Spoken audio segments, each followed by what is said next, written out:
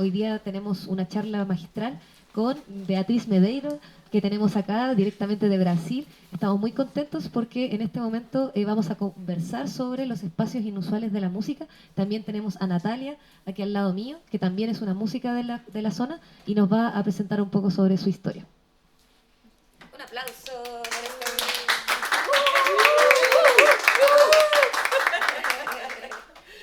Muchas gracias, Isi. Muchas gracias a la librería Marta Brunet. Muchas gracias a la revista Mortajada. Y a Beatriz, obviamente, que quiso venir aquí a Concepción. Les quería comentar un poco cómo se gestó esta idea de que Beatriz esté acá. Remontándome un poco a los años 90 en Concepción. Específicamente el año 94 fue cuando yo decidí, quiero ser baterista. Y lo decidí en base a que en esos años daban muchos videos musicales, se usaba lo que era el videoclip, entonces las bandas querían hacer videoclip y daban mucho videoclip en la televisión, más música, Sábado Taquilla, film. Ahí está. Y también, bueno, había un canal de televisión local, el canal 9, que daban videos todas las tardes. Perdón, o sea, Iron Maiden, Metallica, Megadeth, y yo estaba así, chica pegada al televisor y yo dije, esto yo quiero hacer. Pero me di cuenta que no era tan fácil en ese tiempo, en Concepción no era fácil encontrar una batería ni tener acceso, yo no sabía cómo se tocaba eso, ni cómo se llamaban ninguna de las partes, no había mucha información. Como para contextualizar un poco, veníamos recién saliendo de la dictadura y todavía no había muchos espacios donde se tocarán bandas y como lo que tenemos hoy en día en Concepción, que se supone que es la ciudad del rock y todo eso, en esos años todavía no pasaba. Y bueno, el primer mall, por ejemplo, acá en Concepción fue en los años 95, Audio Música igual llegó ese año con una tienda muy pequeña, entonces era todo muy difícil el acceso, pero bueno, yo dije, está bien. Y si bien en ese tiempo, por medio de estos videos, uno se daba cuenta que era un mundo muy masculino, todas estas bandas que acabo de nombrar son puros hombres, pero a mí no me importaba, yo decía, bueno, ¿qué importa? Yo igual puedo hacer eso, ¿no? Hasta que, bueno, después del año 99 entré a estudiar sociología y también ya ahí había tocado y seguí tocando de forma más regular, más o menos me movía entre el death metal y el doom. Y ahí me empecé a dar cuenta que esta incomodidad de que estuviera todo lleno de hombres y ser la única mujer no solo era incómodo para mí, también era incómodo para el resto. En ese tiempo creo que es bueno siempre recordar cosas. Todavía el comportamiento de los hombres en la calle, en los bares, era muy diferente a lo que hay ahora. Hubo una ley, no sé si se recuerdan, que prohibió los piropos, que fue bien comentada, bien polémica. Y desde ahí todo cambió un poco más en la escena. Esto de que yo me subía al escenario y ni le explico todas las cosas que a uno le gritaban y el clásico silbido. O sea, una mujer en el escenario era una vedette, no había duda de aquello. Y te gritaban cosas como de ese tipo. Pasar por afuera de una construcción, pasar por afuera de un liceo de hombres, era terrible. O sea, de repente te estabas ahí, tenías que cruzar la calle para que no te gritaran cosas. Entonces imagínate todo esto llevado a la escena del metal, era todo muy, muy brutal. Me acuerdo de haber estado en el bar The End, que es un bar que ya no existe, al borde del escenario y pensar ya, así como respirar profundo, decir, tengo que subirme arriba y ya sabía lo que me iban a gritar porque siempre era lo mismo. Entonces uno como que se va cansando, esto de que me da lo mismo que sean puros hombres ya no era así, era un poco, porque ¿por qué tiene que ser así? Porque es incómodo para el resto.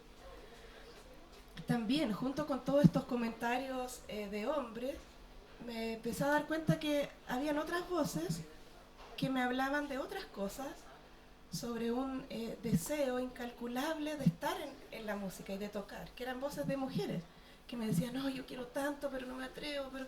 Entonces decía, qué raro esto de que me siento yo muy rara por estar sola y al mismo tiempo se acerquen estas mujeres como queriendo hacer una banda sin instrumentos, sin saber, solo como por ese deseo inmenso de querer llegar. Creo que igual tengo que hacer un gran reconocimiento a mi madre, que fue la persona que apostó por mí y me compró un tambor y un platillo, así ya, mete ruido ahí, porque mujer, ¿cierto? Increíble. Apoyando, sí. Ahora, después me criticaban mucho porque me decía, pero yo no sabía que esto sonaba tan fuerte. Porque eso es un tema, ¿cierto? Lo fuerte que suena el instrumento y que también puede incomodar a otras personas. Y bueno, ustedes dirán, ¿por qué si esta mujer lo pasaba tan mal y le gritaban estas cosas? Porque le estoy hablando de principio del año 2000, o sea, hace más de 20 años atrás. Y esto ha seguido así en la actualidad para mí, como este cuestionamiento de por qué siempre somos menos, por qué hay tan poca y por qué todavía se acercan a mí mujeres que me dicen, no, yo quiero tanto estar aquí, quería tocar cuando chica, pero no, siempre pasan muchas cosas que te das cuenta que se va haciendo más difícil. Y bueno, el año pasado, por ejemplo, solo como para dar una anécdota, viajé con mi banda a Iquique y Arica, y ahí también conocí a una mujer baterista que me decía, yo no sé si soy baterista o no, y tenía un canal de YouTube de batería. Y se grababa, había ganado concursos, pero la inseguridad, esto del síndrome del impostor es muy, muy, muy brutal. También en ese mismo, ese mismo viaje, llegamos a un lugar a donde íbamos a tocar y me pregunta, ¿y tú eres polola de alguien o eres de la organización? O sea, fue el año pasado, o sea, es lo mismo que yo venía escuchando de los hace 20 años, esta diferencia de que no se acepta, es incómodo. También me han dicho, oye, tuve que acercarme a la batería para saber que eras tú, pensé que era una grabación y tú movías los brazos. O sea, qué teoría más complicada creó ese ser humano para explicarse de por qué había una mujer ahí. O sea, es muy incómodo, no solo para mí, para el resto también, ¿por qué está ella ahí? Y bueno, no solo hubieron obviamente este tipo de momentos incómodos, también he vivido momentos muy bonitos, muy gratos, que yo agradezco vivir, gente muy amable, como Jimmy, que está por ahí, con su banda Serpentrón también me invitaron a tocar, qué sé yo, gente que igual fue muy receptiva, pero como en las relaciones humanas lo bueno no quita lo malo, no porque hay amabilidad en el ambiente, en el fondo a opacar todos los otros comentarios que uno recibe, y también no solo hacia una, hacia otras mujeres, o sea, el estar en lugares donde hay puros hombres y la forma en que se refieren a las mujeres es muy molesto. ¿Por qué tienes que hacer referencia a ella de esa forma? Porque no se la ve como una persona total, sino como una cosificación a través del cuerpo. Entonces fue, cuento corto, yo estaba con todo este cuestionamiento y de repente veo una publicación de alguien que se dedicaba a analizar esto. Estos incómodos. Esta incomodidad. Beatriz, entonces le escribo y le digo, ay, qué interesante tu tema, puedo acceder, y me manda toda su tesis, o sea, no sé. Léete 100 páginas. Y así empezó a surgir esta comunicación. Para mí misma fue bien terapéutico también encontrar el testimonio, la tesis tiene muchos testimonios de otras mujeres, y yo decía, claro, usé muchas estrategias para poder mantenerme vigente. Hice muchas cosas para que no se hicieran comentarios de mí, del tipo que yo escuchaba, que hablaban de las otras mujeres, que era brutal. Y sin darme cuenta, en realidad, porque a uno le gusta esto, porque a uno le gusta el boche, le gusta la música fuerte, me encanta la música en vivo. Entonces yo pensaba, no, estoy equivocada o no, pero en realidad me gusta y ahí. Y en fin, la tesis de Beatriz fue muy reveladora, además que ella da vuelta un poco la pregunta, no es como por qué somos tan pocas, sino cómo lo hacen las mujeres que logran mantenerse para estar. Entonces, teniendo el foco en la mujer, ¿no? En que por qué los hombres no abren espacio, por qué siguen hablando de nosotras de una forma tan cosificadora y siguen con su humor misógino y todas esas cosas. Entonces lo encontré muy interesante y espero que ustedes también. Aquí les dejo a Beatriz. Gracias. Gracias, Nati.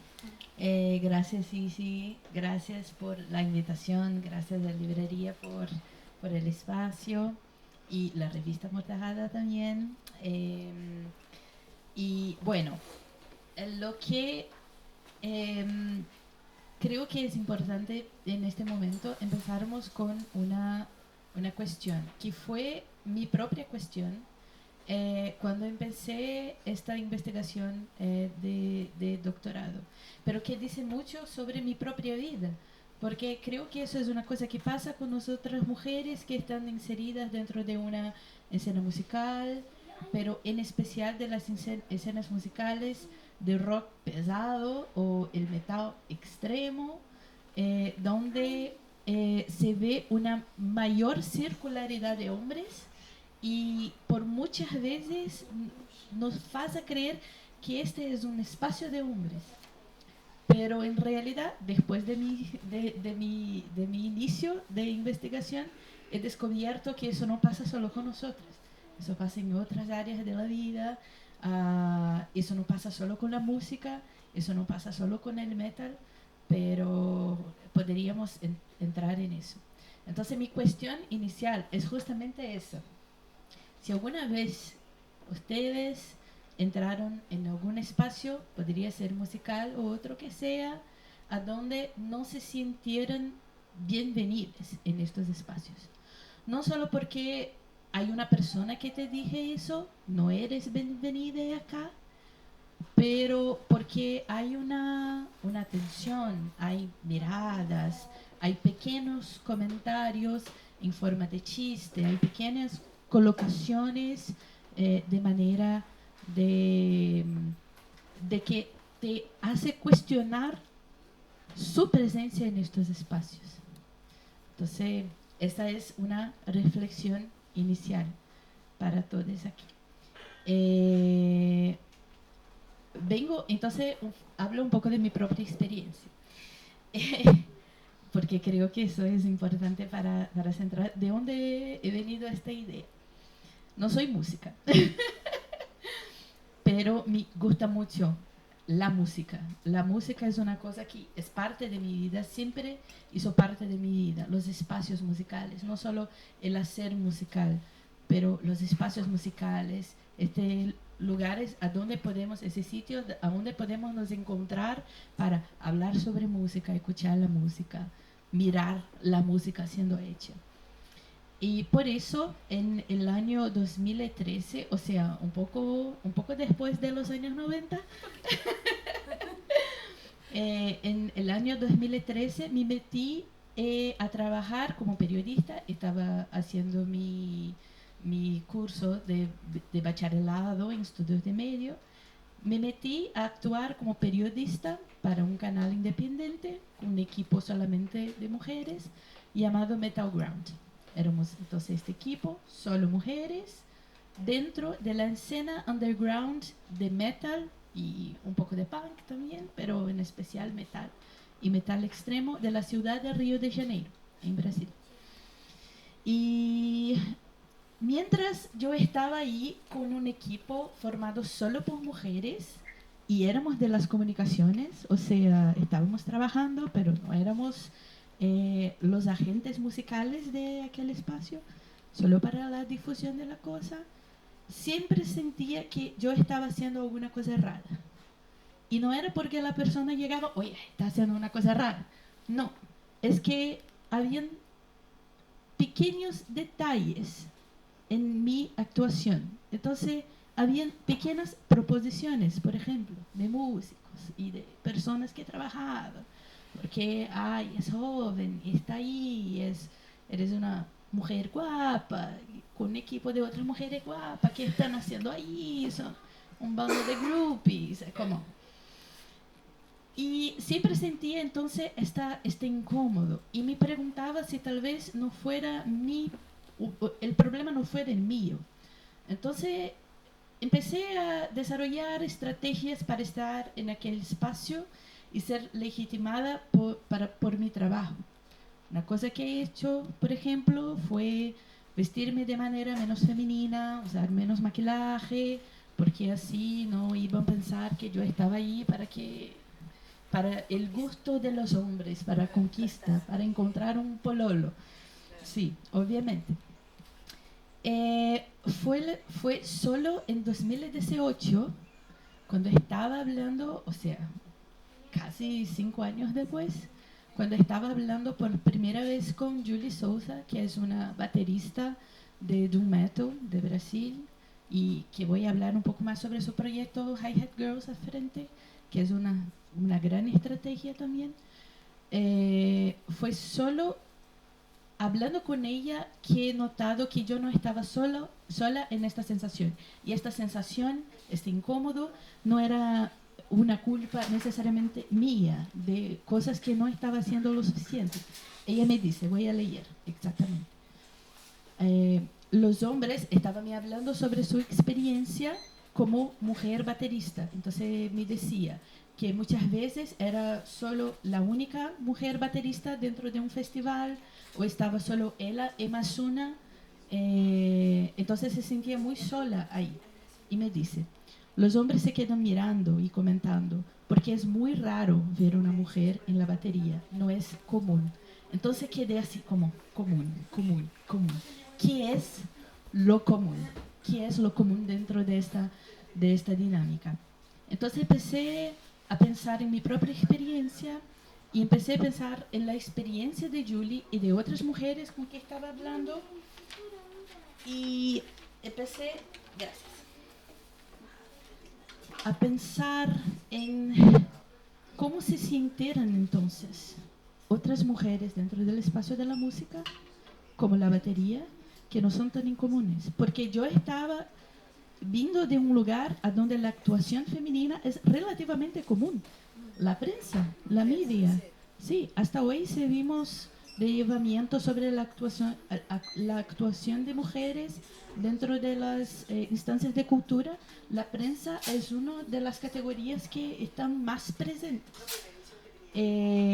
Y aún así, yo me sentía así, y ella, que era baterista, y yo tampoco conocía muchas bateristas en aquel momento, también se sentía así. Y entonces, qué raro. Entonces, tal vez el problema no sea de nosotras, tal vez el problema sea de una construcción mucho mayor que nosotras. Entonces, ahí traigo algunos datos. Por ejemplo, en Brasil, de acuerdo con un estudio realizado por una investigadora independiente, Tabata Lima Arruda, de entre los años 2014 y 2024, o sea, 10 años de su investigación, de entre los mayores festivales de música del país, figuran apenas 26,7% de mujeres en sus lineups. Es muy poco. Acá en Chile fue un relevamiento hecho por Ruidosa, publicado en 2025, dentro de festivales de rock de países hispanohablantes de América Latina. Solo 20% de los lineups son mujeres solistas o con bandas 100% femeninas, no bandas mixtas. Estos estudios, para mí, lo que me deja así, están hablando solo de las artistas. No estamos hablando de las mujeres que trabajan en el background, las mujeres que son ingenieras, que son roadies, que existen, pero que son muy pocas. Incluso yo estaba hablando con Tabata sobre mi investigación y su investigación, y ella me dice que tenía la sensación de que si iba a meterse en estos datos, sería mucho menos que estos 26%. Sería mucho menor do que eso, los números. Y por eso traigo esos datos para mostrar que estos datos son indicativos de que Brasil y Chile viven lo mismo problema de inserción de las mujeres, pero no son los únicos. Ahora hay hartos datos de festivales en especial que hablan sobre esas lineups que vienen de Estados Unidos, Alemania, y siempre encontramos este problema. Pero lo que es. Entonces, para mi tesis he pensado en este término, porque la música es un espacio inusual para las mujeres.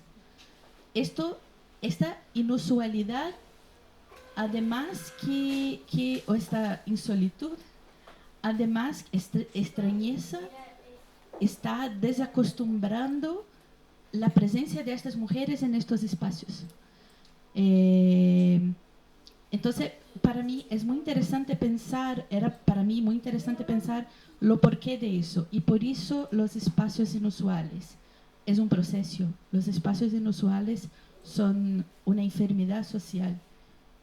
Son cosas que pasan y que tienen consecuencias muy reales para estas mujeres que están trabajando en estos lugares. Entonces, fui juntando mi teoría con varias otras teorías. Una de ellas fue la teoría de los Space Invaders, que es una teoría de la socióloga Nirmal Puwar. Estoy leyendo para no cachar. Lo que se imagina, se intuye y construye socialmente como lo que corresponde a ciertos cuerpos y ciertos espacios. Puwar habla sobre las somatic norms, serían esas normas somáticas. Entonces, algunos cuerpos sí son permitidos estar en determinados espacios y vivir en estos espacios.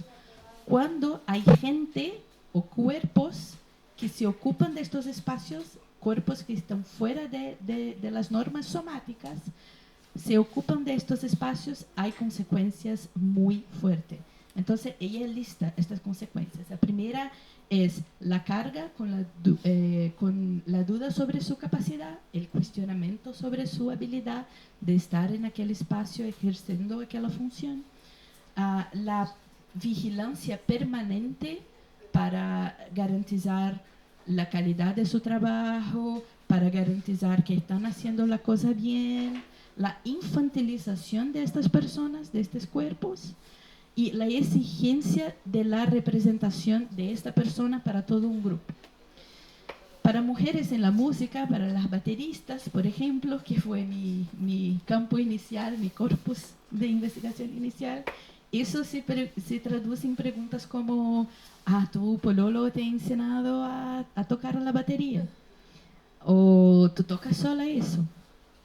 Cuestionamientos sobre el conocimiento, testes como manera de comprobar este conocimiento, comentarios en forma de chiste, como flaquita, para tocar la batería, no se puede, es muy pequeña para tocar la batería, o elogios que en realidad son prejuicios disfrazados, como la cosa de toca bien para una mujer o toca como un hombre. ¡Wow! Toca como un hombre. Se cierro los ojos, no veo que es una mujer, pero qué chucha. Eso. En el heavy metal, sí.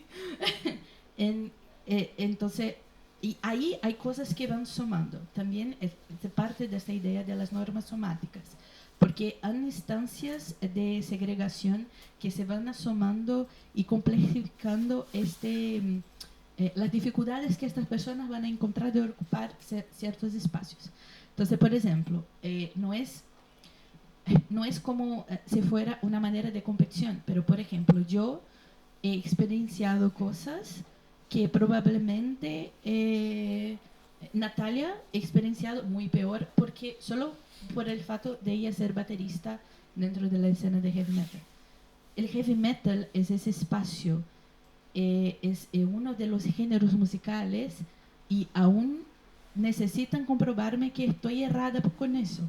Pero el heavy metal es uno de los géneros musicales donde esta cuestión de la masculinidad se ve más fuerte, donde las mujeres se sienten más segregacionadas, porque es un género musical que remete de manera estética y histórica, remete a la violencia, a la agresividad, a la fuerza, al poder, todos estos valores que dentro de las sociedades occidentales se han asociado al masculino, se han excluido a presencia, a fuerza, se han excluido a la idea de feminilidad. ¿Y tú crees que sea, por ejemplo, tú crees que sea más menos la presencia femenina, por ejemplo, que en los géneros urbanos, por ejemplo? Comparando. Sí, en términos de comparación, creo que los géneros urbanos tienen la cuestión de sexualización, ¿no? El heavy metal hay una cuestión de la sexualización de la mujer, pero en mi concepción de lo que sé de los géneros urbanos, no hay tanto la cuestión de la agresividad. Y eso saca mucho las mujeres de la escena. Entonces, hay este gran problema con el trap, hip hop. Hay una cuestión de la falta de presencia de estas mujeres también, mucho más en la parte de la producción y la presencia sobre los palcos, pero no en el público. En el heavy metal hay un problema con el público. La presencia también son más hombres, también son más... Sí, exacto, es un hombre grande, un pelo largo, como... Eso es, y eso creo que impacta mucho en términos de deseo de creación que esas mujeres se van a tener. O sea, si yo fuera una persona que crecí dentro de una comunidad que escucha mucho trap, por ejemplo, la probabilidad como público, la probabilidad que yo y otras como yo se van en algún momento encaminar para, en términos creativos para este género musical. Pero cuando estamos segregacionando las mujeres dentro del heavy metal, No hay referente. sí, exacto, exacto. Sí, impide cualquier momento. Mismo, no sé si he reparado en conciertos de metal, en especial de algunas bandas muy específicas, que la frente, el mosh, el pit, la Sí, otro frente gran tema, sí. del palco, sí, claro, están siempre todos los hombres. Entran para hacer el pogo, el mosh pit, cosas así. Y las mujeres son las enamoradas, las pololas. Están enamoradas, palabra en portugués. ¿Significa lo mismo? Novia, sí. Enamorada, Enamorada, enamorada. Ya. Aprendiendo cosas de idioma también. Estas quedan más atrás. O, Claro, en el car- borde de los signos. Exacto, en las márgenes de la cosa. Y eso es muy común de hacerlo. Entonces creo que eso intensifica y hay una investigadora muy buena, Rosemary Lucy Hill, que va a decir justamente eso. No es que las mujeres no han contribuido para el heavy metal, siempre estuvieron ahí, son parte fundamental del género musical, de la historia de su construcción. El problema es que sus colaboraciones han sido invisibilizadas, borradas de la historia del género. Entonces es muy fuerte pensar de esa manera porque a partir de eso, de esta segregación y de la creación y edificación de los espacios inusuales, las mujeres acaban entrando en categorías en estos espacios. Entonces hay la groupie, son categorías muy limitadas y que están todas alrededor del deseo masculino y de las sociabilidades masculinas, heteromasculinas.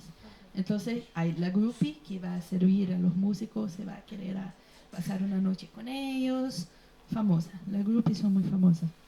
La novia del músico, la polola del músico o del fan de heavy metal que va a quedar cargando su abrigo y la copa de cerveza.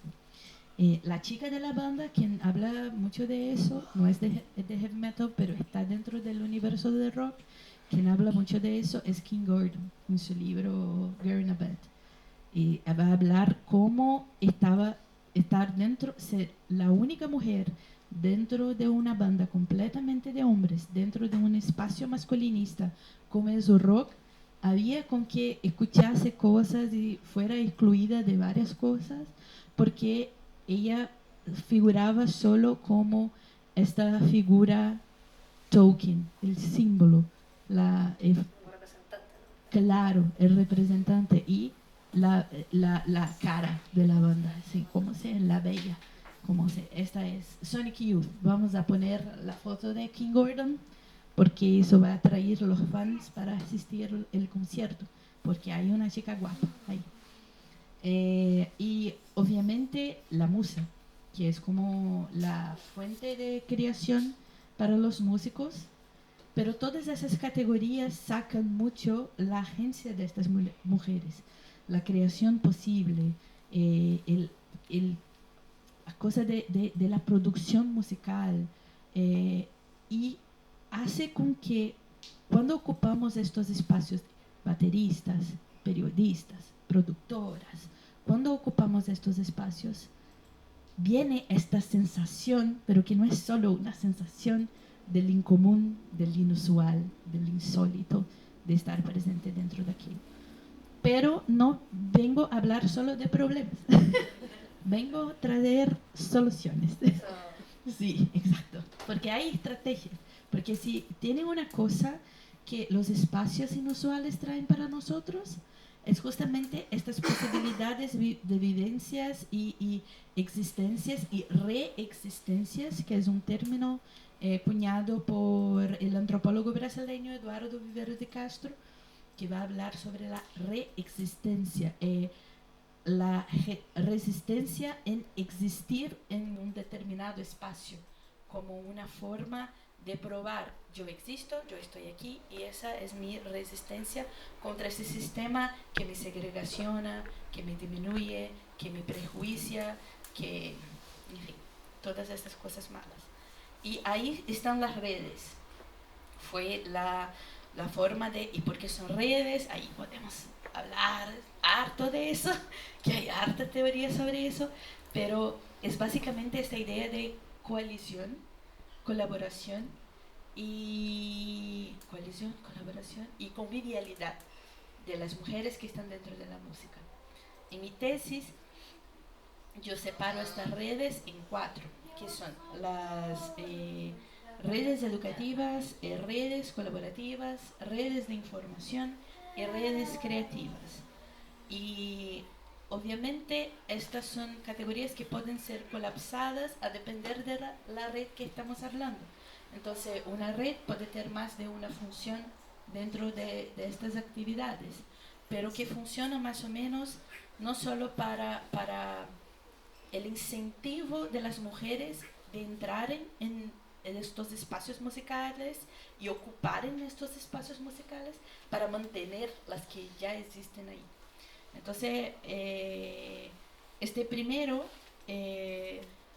las redes educativas entonces parten del principio de que el enseño musical, la enseñanza de especialmente nuevas generaciones, es un acto político, porque es a partir de este primer paso de enseñanza que estas mujeres van a se interesar a ocupar estos espacios. El Hi-Hat Girls, por ejemplo, que estábamos hablando y que viene de Chile también, de Brasil, que fue creado por Julie Souza, fue pensado en este sentido. Hay pocas mujeres bateristas porque no hay incentivo para mujeres en tocar batería. Entonces vamos a crear talleres gratuitos, solo con profesoras mujeres de batería, solo para niñas y mujeres que se interesan y quieren aprender a tocar batería. Entonces hoy el Hi-Hat Girls está inserido en Brasil, ocurre en ciudades por todo el país y es un gran país. Entonces estamos en el sur, sudeste, nordeste, norte del país, en el centro del país, en la capital, enseñando mujeres que ellas pueden ocupar y ellas no tienen que temer aprender a tocar la batería. Hay otros proyectos que son más antiguos, obviamente. Hi-Hat Girls empieza como proyecto de batería en 2016, pero por ejemplo podríamos nombrar ahí el Girls Rock Camp, que fue creado en Olimpia en los años 90, que son estos camps para niñas, para chicas que aprendan no solo a hacer música, pero vivir dentro del espacio musical. Entonces aprenden a producir una track, producir un álbum. Ahora estos camps que están en todos los países del mundo con otros nombres, en Brasil hay, no sé si se llama Girls Rock Camp, creo que no, pero en Argentina hay, por ejemplo, el Chicas Amplificadas. Y según las profesoras ahí enseñan en 4 días, enseñan a niñas y niñas, porque hay una inclusión también de las niñas en caso no binarias, a composición de letras, producción de fanzine o electroruidos, autodefensa, stencil, videoclip, producción de tapa de álbum, historia de mujeres y descendencias en la música, o sea, la presencia de las mujeres en la música, y performance, obviamente. Entonces, esas serían las redes educativas. Las redes de colaboración son estas redes que son mucho más difíciles de mantenerse. Por si acaso, hay muchas que existen hoy solo en el mundo de las ideas y no pueden ser aplicadas porque son redes que demandan un nivel de colaboración y incentivo financiero, sí, más alargado, que son estas asociaciones de trabajadores de la música. Entonces, yo en la época de mi doctorado, yo hablé con las mujeres de Red Muchacha, que ya no existe más, pero que tenía esta idea de mantener, ayudar a manutención de las mujeres trabajadoras de la música dentro de este espacio y a partir de eso hacer conexiones. Entonces, por ejemplo, si soy una cantante y quiero producir mi álbum, al invés de recorrer a tal vez una red que sea mucho masculinista, yo entraba en contacto con la red muchacha y ellas me pasaban una relación de productoras, mujeres productoras de álbum, mujeres ingenieras, mujeres instrumentistas de estudio. Entonces, son cosas muy interesantes. Ahora en Chile, parte de estas mujeres de Red Muchacha se integraron a Ronda, que es la red de organizaciones en la música, mujeres y disidencias asociadas. Y por el mundo hay otras. Yo hablé en Alemania, yo hablé con una de las organizadoras, por ejemplo, de Music Women Germany, hablé con mujeres de la Asociación de Mujeres de la Industria de la Música de España. Entonces hay redes y todas esas redes tienen y necesitan de esta ayuda financiera de gobiernos, por eso están, sí, fondos, financiamientos, exactamente, para que existan, porque es un nivel de organización que es muy complejo y que trata con mucha gente y cuanto mayores estos grupos, más complejo queda, obvio. Por eso que la necesidad de la convivialidad también, o sea, a veces se tiene que abrir. ¿Convivialidad es como de convivir con el resto? ¿Una cosa así? Sí, pero en términos de negociaciones. Ya, esa es la diferencia. Sí, exacto. Entonces yo tengo mis particularidades, dificultades y cuestiones y usted tiene sus particularidades, dificultades y cuestiones. Pero hay que trabajar Hay para que un trabajar, bien, sí, porque somos personas diferentes, tendremos demandas diferentes. Entonces eso por eso que se ve muy complejo. Las redes de informaciones son estas redes que se forman a veces de manera muy informales, o sea, revistas, zines, que son estos espacios, estos proyectos que están dedicados a la difusión del trabajo y de las mujeres que trabajan dentro de la música. El trabajo que ellas realizan es su propio trabajo. Entonces, Hi-Hat Girls ha empezado como una red de información, porque ha empezado como una zine de batería que daba espacio solo para mujeres bateristas. Y ahí hablaba de su trabajo, hacían como listas mensajes con nombres de bateristas existentes en Brasil para que tuvieran la referencia. Y estas redes elas funcionan en dos sentidos. El primero, el más obvio, es de divulgación, porque estas mujeres siempre estuvieron ahí, solo no tenían espacio dentro de los medios para eso, pero también para acabar con esta idea de la solitud que a veces sentimos. Entonces, a veces, por ejemplo, ser la única baterista dentro de un festival de 30 bandas y no hay ninguna mujer baterista. Con suerte hay otras mujeres haciendo otras cosas, con suerte, pero a veces ni mismo eso. Entonces, las redes de información también ofrecen esta sensación de que no estás sola, que existe presencia mismo que no sea en tu ciudad, en tu barrio, en tu ciudad, en tu país. Y por fin, las redes creativas que son creadas de manera mucho más directa para lidiar con esta cuestión de los espacios inusuales, porque las redes creativas crean espacios para que estas mujeres hagan o ejerzan las funciones para que están entrenadas. Entonces podemos pensar en festivales de música, por ejemplo, enteramente femeninos o que tienen la política de contrato o de invitaciones a artistas o trabajadoras de la música, mujeres que hacen este esfuerzo para que tenga una mayor presencia de ellas dentro de sus espacios. Son pocos, pero hay. Para que haya trabajo finalmente, sí, es el tema. Exacto, aquí hay trabajo, exactamente. Porque muchas veces, y eso es un poco, si pensamos así, ¿no? Es un poco problemático. Se van a invitarme solo porque soy mujer. Sí. No quiero, no quiero. Claro. Baja como que una misma, como que se baja el nivel, como que eso fuera de menos calidad. Como también. si fuera de menos calidad, exacto, exacto. Pero en realidad estas iniciativas existen porque es necesario que ellas existen. Porque es como, porque los hombres están haciendo pegas solo porque son hombres. Tampoco son tan mejores. Claro. Porque Se son le da más la amigos oportunidad más rápido. Exacto, y es posible, ahí se logra la experiencia que va a entrar en su currículo, Claro, para entrar haciendo el mismo trabajo.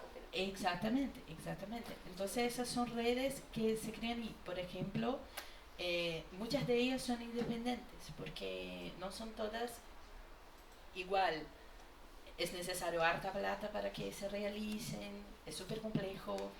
Quien trabaja con producciones de eventos sabe de lo que estoy hablando, que es muy agotador producir eventos. Entonces, pero muchas de ellas son independientes. Por ejemplo, en Brasilia, capital de Brasil, ocurría un festival, Bruxaria Fest. Shout out a Bruxaria. Y que era genial porque obviamente muchas de las mujeres trabajando ahí eran voluntarias, pero que necesitaban de la pega justamente por la experiencia también. Entonces era un festival de un día y se daba prioridad para la contratación de mujeres en todas las funciones excepto en una, que era la animación infantil. Ahí, porque se podía, las madres y padres que iban al festival podrían llevar los niños y niñas para estar en el evento, y ahí había una parte que era lo espacio kids, y dentro de este espacio ahí sí los hombres trabajaban, las mujeres no, las mujeres estaban haciendo todas otras cosas. Entonces para mí es una inversión también de cosas de género muy interesante. Se puede igual. Sí puede, claro. Obviamente, si quiere trabajar, eres hombre, puede quedar acá. Sí. Creo que era eso en la cocina también. Entonces, es bastante interesante en ese sentido. Afortunadamente, la Bruxaria Fest no ocurre más porque muchas de las miembros de su colectiva se fueron de Brasil. Pero sí, hay el deseo de retornar. Entonces, para concluir mi charla, Quedaba uno, ¿no? Después de lo creativo.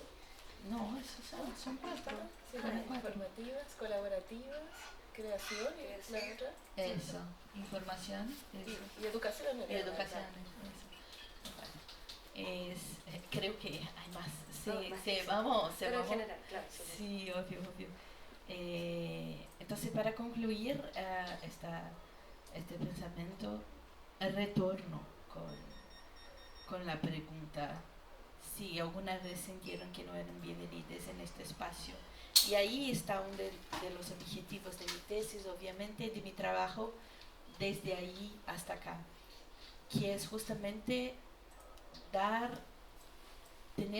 crear la noción o la concepción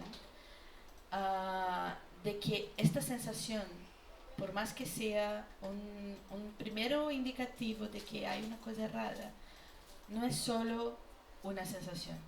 Los espacios inusuales vienen mucho de una idea de afectación, pero es una construcción que es mucho mayor que nosotros. Y mismo que, y ahí es un poco de esperanza, mismo que pueda parecer que no hay soluciones para esta enfermedad social, hay estrategias de reexistencia, hay estrategias que son logradas por mujeres todos los días dentro de la música. Mismo el acto de formar una banda solo de mujeres sería un acto de reexistencia dentro de este espacio, porque la normativa de los espacios inusuales van a decir que no pueden existir una banda solo de mujeres, que no pueden existir un espacio de mujeres, un espacio para las mujeres, en que las mujeres estarán junto con los hombres dentro de esta cosa musical, de este universo musical. Y estos actos, estas redes y estos pequeños gestos que hacemos en el día a día para ir de encuentro a esta inusualidad son efectivamente las estrategias que necesitamos lograr para que acabemos con esta construcción. Porque si eso es una construcción, se puede ser deconstruido. Claro. Y bueno, creo que es eso. Agradecemos a Beatriz por su ponencia. Un gran aplauso para hoy día la charla que tuvimos. Muchas gracias. Agradecer también a la librería Marta Brunet por siempre prestar el espacio a todos estos eventos culturales. También agradecemos a Felipe ahí que está ayudando a transmitir. Muchas gracias.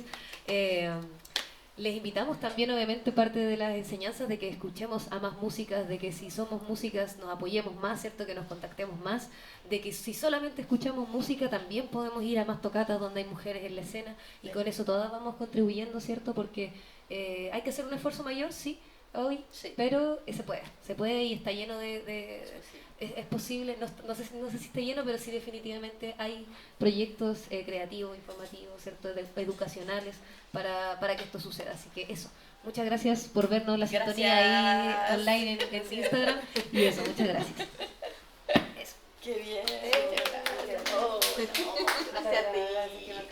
Sí. Realmente pude ver la ponencia de la... ¡Wow! Logramos. Las redes.